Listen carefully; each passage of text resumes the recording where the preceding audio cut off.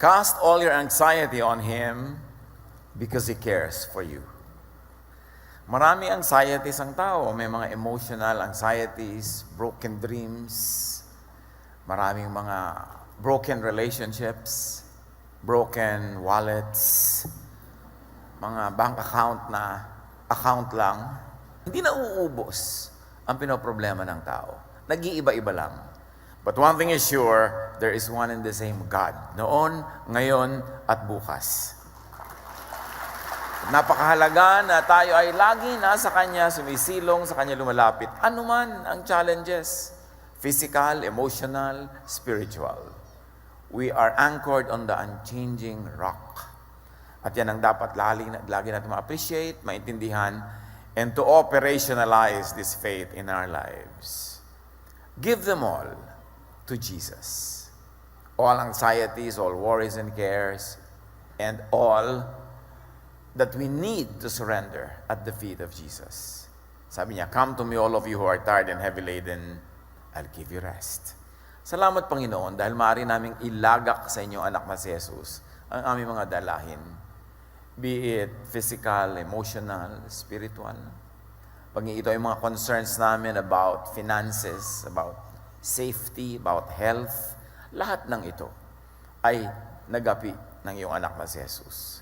Turuan niyo kami, Panginoon, na ang aming pagtitiwala, ang aming pananalig, mag-translate into very practical and very fruitful daily activities. Kayo ang maghari sa aming puso, sa aming buhay. At ngayon hinihiling namin, bigyan niyo kami ng dagdag na karunungan at kaliwanagan. We seek you, Father. We ask you. In the name of Jesus, your Son, our Lord, our Savior, our Healer, and our Friend. Give them all to Jesus. Noong mga 1970s, may mga ganyang umuso na kanta eh. Give them all to Jesus. Those were the times when there were many nice, beautiful spiritual songs that were created by a generation of believers. Life could be full of heavy burdens and anxiety. Nag-iiba-iba lang ng kulay, ng mukha, ng tono, ng speed, pero ganun pa rin ang ending. Nakakapagpaalala, nakakapagpangamba, nakakatanggal ng ligaya, nakakapagpababa pa ng immune system. But Jesus gives rest.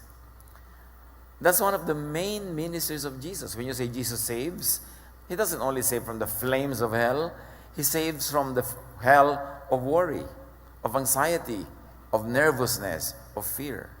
Because Jesus is our peace and rest. The way of Jesus, and Jesus is called the way, is the way to peace and the way of peace. Matthew 11:28-30, "Come to me, all you who are weary and burdened, and I will give you rest." At hindi yata ako magsasawa na lagi yan i-quote because this is the most effective idea of Jesusness, that Jesus gives rest. The world gives cares and worries and anxieties.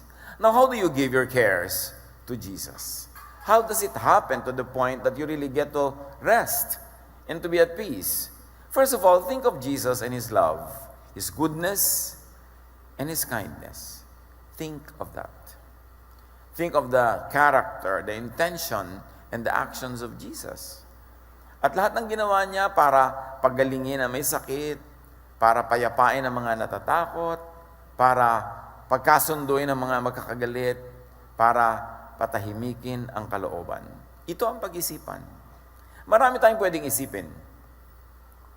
Kung anong iniisip mo, yun ang makaka-apekto sa iyong blood pressure, yun ang makaka-apekto sa iyong kalusugan. So think of Jesus. Think of the Jesus way.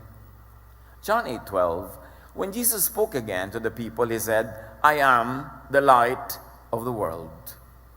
Whoever follows me will never walk in darkness, but will have the light of life." Now, darkness here doesn't only mean sinful living or immorality or all those kinds of dark deeds that people associate with darkness. But this is about any darkness. And Jesus says, "Follow me and you will never walk in any form of darkness. You will never walk under any concept of darkness." So think of Jesus correctly and you will not walk in the darkness of mind, in the darkness of heart and emotion. Think of Jesus constantly, and you will never walk in sadness, in worry, anxiety, fear, and despair. Kaya dapat isipin lagi si Jesus. Isipin ang mga sinasabi niya. Isipin ang kanyang mga ginawa. Palitan ang lahat ng mga isipin na negative lang naman ang effect sa ating buhay. Romans 8:38-39. For I am convinced that nothing will be able to separate us from the love of God that is in Christ Jesus our Lord. Meaning, neither death nor life, extreme na yan. Angels nor demons, the present nor the future, nor any powers, neither height nor depth, nor anything else in all creation will be able to separate us from the love of God that is in Christ Jesus our Lord. Nothing. Pag inobserve natin yan at inabsorb natin yan, sabi, nothing can separate you from the love of God through Jesus. Not a broken or a failed relationship. Not a failed business. Not failing health. Not separation of people. No germ, no virus, no disease can separate you from the love of God. Pag yun inintindi natin, isinaloob, yung pa lang, magbibigay na sa atin ng liwanag, ng lakas ng loob, at mahalaga sa tao, lakas ng loob. Kaya yung meron tayong napaka-highly developed concept of loob. Pag dumadating ang problema, may magsasabi sa iyo na very concerned, lakasan mo ang loob mo. Bakit nila sinasabi yun? Kasi pag malakas ang loob natin, nagwawagi tayo sa lahat ng mga attacks from the outside. Ganon din sa kalusugan. Marami mga nagtatao, how do you protect yourself from all of these viruses, from all of these germs? Well, you could wear a mask, you could disinfect your hands, you could stay away from many people, but really, the most powerful protection is a very, very healthy immune system. Kahit saan, sa elevator, sa escalator, whenever there are crowds and people breathe, they exhale, you inhale what they exhale. Actually, ang dami nating nahihinga ng mga kung ano-ano mikrobyo. Hindi lang tumatalab lahat kasi meron tayong panglaban na nasa loob. So pag malakas yung loob mo, hindi lang emotionally, kundi this time, physically, yung health mo, yung immune system mo, hindi ka tatablan. Pero syempre, do not tempt nature. Kahit malakas pa yung resistensya mo dyan, very healthy ka, umiwas ka pa rin, disinfect your hands, try to wear a mask when you are sick or when you are surrounded by people who might be sick, and observe hygiene. Pero ang pinakamahalaga talaga, malakas ang katawan mo. That's why people who are very advanced and evolved in their medical practice will tell you the best medicine is really good health. Na matulog kang ng mahaba, masarap, mahimbing, kasi yung tulog nagpapalakas ng resistensya mo. Kumain ka na masarap, masustansya, huwag mong pag-iisipin ng problema mo kasi hindi rin naman nasosolve. Hayaan mo siya. Mag-relax ka, kasi pag relax ka, nakapahinga ka, nakakain ka, nakatulog ka, mahimbing, tumatalino ka. Naiisip mo yung solusyon sa iyong mga problema, kasi lagi ka lang magbukmok, lagi ka lang malungkot. Ang malungkot na tao, bumababa ang kanyang immune system, madali siya magkasakit. Mahirap daw magkasakit na masaya. Liban na lang talagang kumakain ka ng mikrobyo. Pero sabi nga nila, laughter is the best medicine. There's a lot of truth in it. Yun lamang paghinga mo, yung paggalaw ng mga muscles mo sa iyong trachea, sa iyong buong bronchial system, nakakapagpalakas daw yun ng katawan. Pati ng paghinga, pati sa puso. So, sikapin mong sumaya. Kaya si Jesus sinasabi niya lagi, be at peace, rest. Hindi niya sinasabing walang problema, huwag mong solve yun. Kasi niya, be at peace, be at rest. And we can believe in that because Jesus is in control. Sabi ng mga kasama niya sa bangka nung pinatahimik niya ang bagyo, what man is this? Even the winds and the waves obey him. Walang hindi sumusunod sa kanya. Pero sasabihin natin, bakit hindi natin pasunurin sa kanya ang mga mikrobyo? Tayo muna unang sumunod. Pag sumunod tayo, sinasabi niyang payapain mo ang loob mo, magpatawad ka, umibig ka, di ba? Pati yung kanyang mga disciples na pagod na sa pagme-minister, sabi niya, alis muna kayo dyan, pupunta tayo sa isang nakahiwalay na lugar, magpahinga kayo, kumain kayo. Yun ang pagsunod kay Jesus. Hindi lang yung pagsunod sa mga gawain ng kabanalan, pati yung paggawa rin ng mga mabuti sa iyong katawan, pagsunod din yung kay Jesus. Kaya marami mga payo sa Bible how to be healthy. Marami ngayong mga concern, how do I keep myself, protected? Sumunod ka kay Jesus. Patahimikin mo ang iyong loob, alisin mo yung mga fears and anxieties, but also do what is practical. Take care of your health. At yan ang magpo-protect sa iyo. Walang anumang bagay in creation that can separate us from the love of God. Only your thought.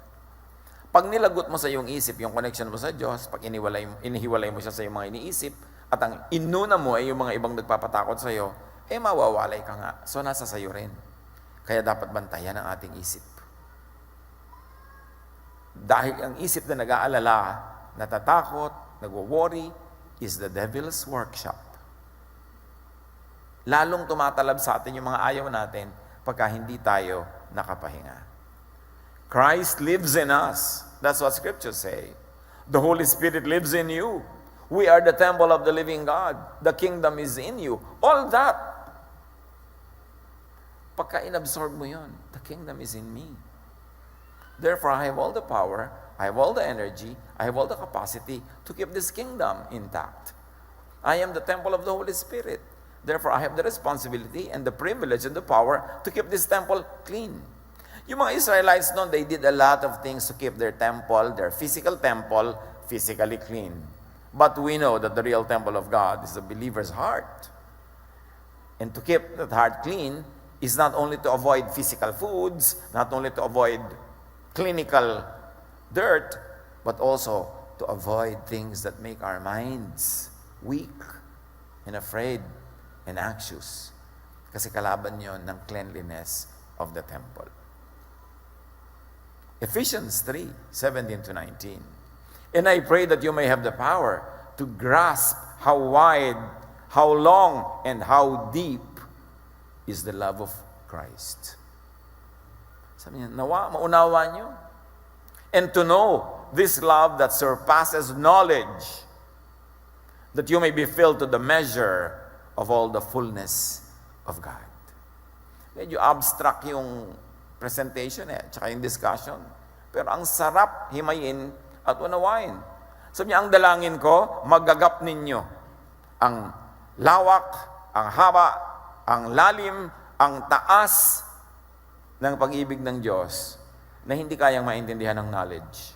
So, hindi nyo pwedeng gamitin ang knowledge to understand God. Hindi natin pwedeng gamitin yung knowledge para pagharian tayo ng Diyos. Ang napakahalaga talaga, pananalig. Kasi pag knowledge lang ang pinakinggan natin, and we are bombarded by negative knowledge, by scary knowledge. We are bombarded by alarming information. We are bombarded by so much news, by so much forwards and shares na puro mga negative and scary. Ano mangyayaring effect niya sa buhay mo? Pero sabi niya ganun, this power is beyond knowledge. So dapat lampasan mo yung knowledge, lampasan mo yung information, at panghawakan mo ang salita ng Diyos, ang kanyang pangako, na proven na sa track record ni Jesus.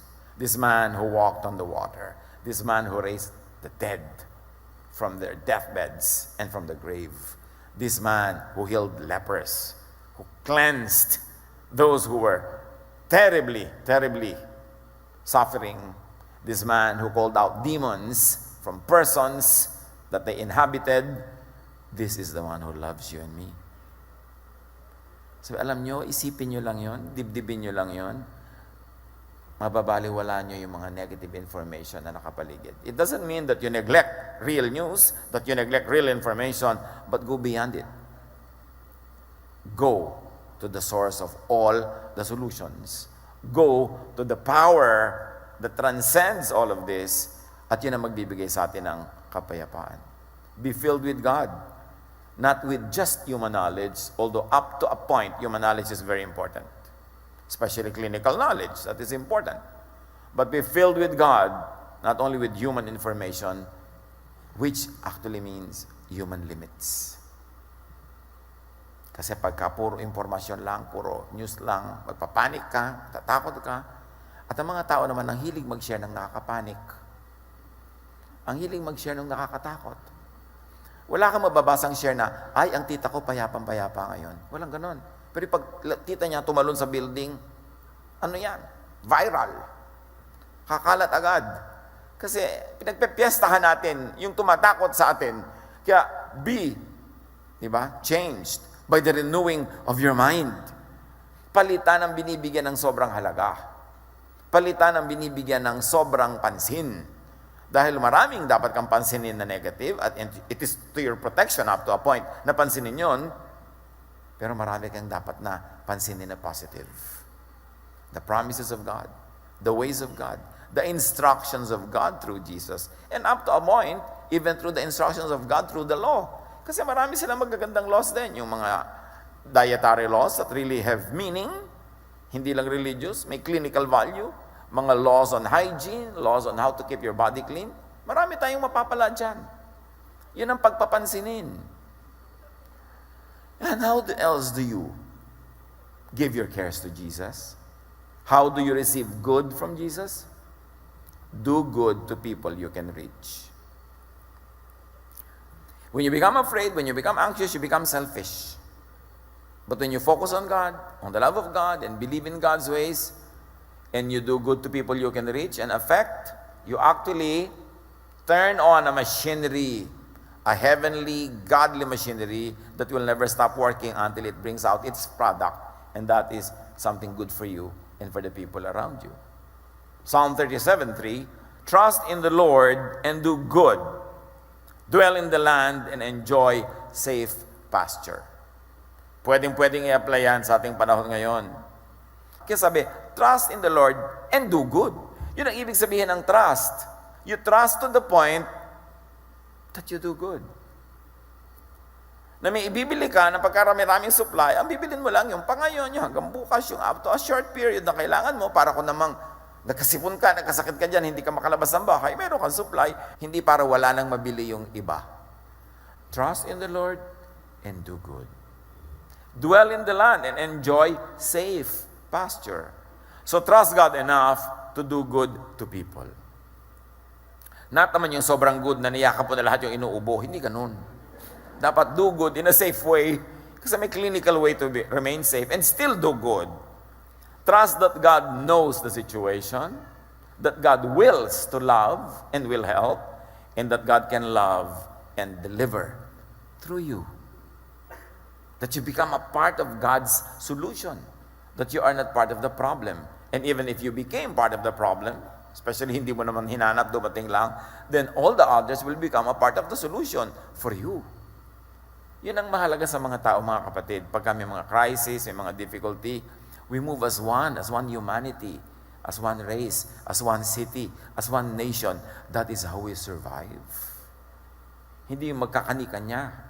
Hebrews 13:6, and do not forget to do good and to share with others, for with such sacrifices, God is pleased. And when God is pleased, good things happen. May anxiety ka, kapatid. Ano man yon? May anxiety ka tungkol sa iyong health. May anxiety ka tungkol sa iyong mga payables. May anxiety ka tungkol sa iyong pag-ibig na actually walang pag-ibig kaya ka anxious. Diba? May anxiety ka nito, may ganon-ganon. You want good things to happen. No? Do good. Do not forget to do good and share with others. For with such sacrifices, God is pleased. And when God is pleased, good things happen. And the best way to reverse a bad situation is to do good. Mga anak ng Diyos, may bad situation na nangyayari. How do you reverse it? You do what is good. At yung ginagawa ng isang tao lang, nakaka-inspire ng ibang tao dahil sila naaalala rin nila nung nagiging asal hayop na sila, nakita kanilang asal tao, asal Jesus, maalala nilang tao rin sila at maalala nilang anak din sila ni Jesus, and then bibitawan nila yung kanilang masamang asal at babalikan nila yung kanilang pagkatao. If you inspire other people to dig deep into their humanity, especially in difficult times, you actually change the world for the good, for the better. At yan tayo, we are the light of the world. Tayo ang mga mumunting ilaw ni Jesus, na kung saan madilim, magkakaroon tayo ng silbi. Sa ganito mga panahon na may challenge, hindi lang sa ating bansa, sa buong mundo, ang iniisip mo dapat, anak ng Diyos, how can I be God's little light in my corner of the world? How can I reverse a bad thing by doing the good thing? How can I trust God enough to the point that in spite of everything, I still do good? Dahil pag nangyayari yun, it begins an automatic, natural occurrence that the beautiful will of God happens. May participation tayo dyan. You've got to reverse a negative direction by stopping in joining it, and then by reversing your own walk, and then all the others will be inspired. Matthew 25:31-40, hali kayo, yung lagi natin pinag-uusapan, na gantimpala sa mga anak ng Diyos. Hali kayo mga pinagpala ng aking Ama, pumasok kayo at tanggapin ang kahariang inihanda para sa inyo mula pa ng likhain ng daigdig. So anong inihanda para sa atin? Ang kaharian. Ang inihanda ay paraiso. Ang inihanda ay langit. Ang inihanda ay gantimpala. Yun ang nakahanda para sa atin. Isipin mo lang yun, doon ka pupunta eh. Ba't ka liliko? Ba't ka magpapagulo? Yun ang inihanda at doon ka patungo. At bakit daw makakapunta doon? Sapagkat ako'y naghihirap, nagdurusa at nangangailangan. Ako'y nagugutom at ako'y iyong pinakain. Ako'y nauuhaw at ako'y iyong pinainom. Ako'y isang dayuhan at iyong pinatuloy. Hubad at iyong dinamitan. Nagkasakit at iyong dinalaw. Nabilanggo at iyong pinuntahan.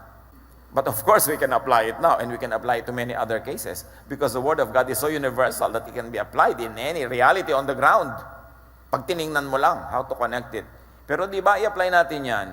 Sabi niya, hali kayo, yung inihandang gantimpala sa iyo, nung paman, bago nilikha ang daigdig, enjoyin nyo. Bakit po? Sapagkat ako'y nagugutom at yung pinakain.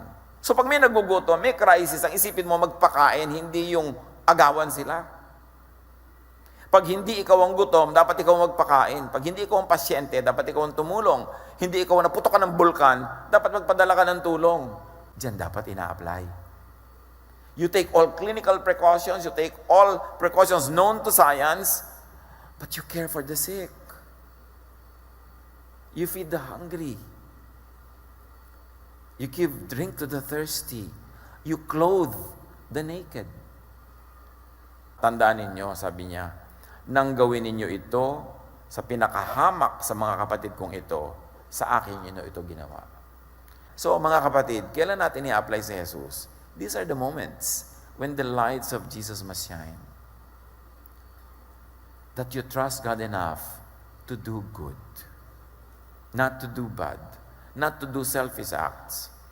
At para nang sinabi ni Jesus, ako ang magsusukli sa lahat ng yan. Maging sensitive tayo mga kapatid. Maraming tao nagdurusa.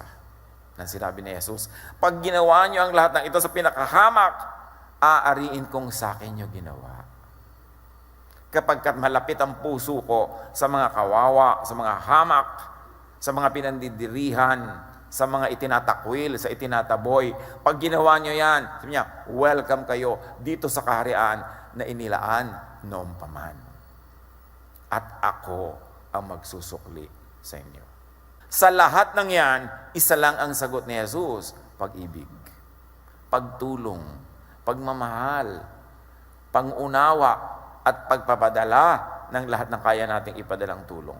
God's way, the way for people to eat, is to feed others first. The way for people to be saved from hardship is to save others first. Because in the irony of things, you keep only what you give away. And you lose what you selfishly try to keep for yourself. You reach the east by sailing west. The beginning is the end, the Alpha and the Omega. high and deep and wide truths ay para mga kabalintunaan. Ironic, pero totoo. Gusto mong guminhawa, magpaginhawa ka muna ng iba. Gusto mong mapagpala, maging pagpapala ka muna sa iba.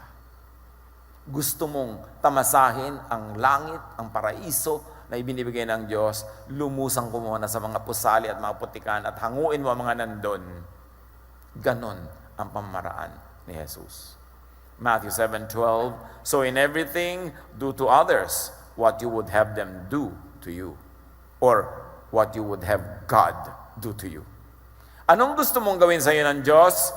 Gawin mo muna sa iba. In fact, posible na pag nag-self-reflection tayo, ang mga nangyayari sa atin ngayon ay bunga lang ng mga ginawa natin sa iba. There's this old film in the 60s, The Sound of Music, na yung main character, parang gumaganda yata yung buhay niya, nangyayari lahat ng maganda. Sabi niya, somewhere in my youth or childhood, I must have done something good. Bumabalik at bumabalik at bumabalik. So kung anong gusto mong bumalik sa iyo bukas, yun ang pawalan mo ngayon. Trust God and do good. And then do what you could for yourself. Hindi naman ibig sabihin, wala ka nang gagawin para sa iyong sarili. Galatians 6:5, each one should carry their own load. Hindi mo na kailangan laging paalalahanan, maglinis ka ng kamay mo, maghugas ka dyan, magmask ka kung ikaw ay inuubo o kung maraming inuubo sa paligid mo. Hindi na kailangan. Bantayan natin ating mga sarili. We should watch ourselves and be responsible. Luke 4:40, people with all kinds of diseases were brought to Jesus. He put his hands on each one of them and healed them. Hindi itinaboy ni Jesus sa mga nangangailangan. Ni isa wala siyang tinaboy. So ang mga anak ng Diyos, in our capacity as much as we could, hindi tayo dapat magtaboy. But because we are not Jesus, we should observe all physical, clinical precautions. Siya lang dapat ang humahawak ng mga ketong na hindi siya nahahawa. Si Jesus kasi yun eh. Tayo, we do what is good. We do what is natural. We do what is scientific. 1 Peter 5:7. Cast all your anxiety on Him because He cares for you. Panginoon, ituro niyo sa amin kung anong relation ng mga issues na ito sa iba pang spiritual and emotional issues of our lives, so that we will be an agent of blessing. We will be a light of the world. Pagbulay-bulayan ang kahulugan nito at paano i-apply sa ating daily life, and let the peace of God keep you and remain in your hearts. Be with the Lord in silent reflection.